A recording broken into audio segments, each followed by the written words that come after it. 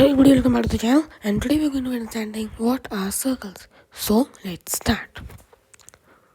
Before I go on, let me tell you that this is part 1 of the video on circles. I'll also create a part 2 in which I'll explain how to solve simple and how to solve I'll explain the more complicated concepts of circles like the tangent, secant, etc. So for now, this is part 1, and I'll link that in the description so you can watch that also. I'll add its link in the description where you can check it out. Alright, so let's start. First of all, let me draw a circle.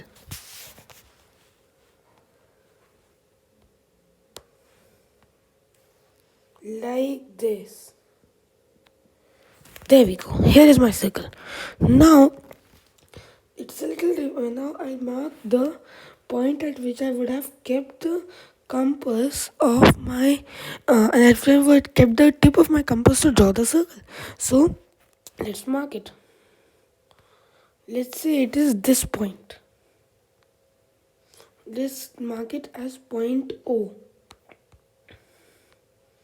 Alright, now what I'll do is I write these terms down. So O is our center.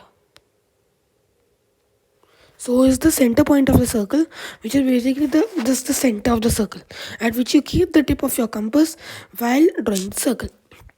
Alright, now what if I draw a line? Now what if I draw a line from the tip of the from the center to the perimeter of the circle? The perimeter of the circle is called the circumference. Okay. Now let's mark this point as let's say point B. So in this case, OB OB is going to be a radius. Alright guys, now it is now, so what is the radius? The radius is basically a line segment joining the center of the circle to any point on the circumference of the circle. Now what if I were to extend this circumference and I took it to the opposite, sorry, it's not a circumference, the radius, and I were to take it on the opposite side as well. This is also a radius, and there can be an infinite number of radii. Now let me mark this point as point A. This is point A. Now point AB. AB is going to be called the diameter. The diameter is a line segment which connects one point of the circumference through to another point on the circumference on the opposite side, passing through the center. Alright. Now, but what if we just connect 2 points on the circumference without having the line segment to pass through the center? So let's say I take it from this point to this point, and let's mark this CD. And what is CD? CD is called a chord, and the diameter of a circle is its longest chord.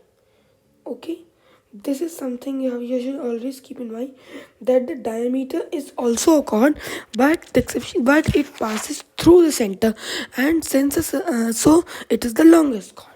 So now let me explain again what is a chord. It is a line segment joining 2 points on the circumference without pass well, and can pass through the center as well, because the diameter is a chord.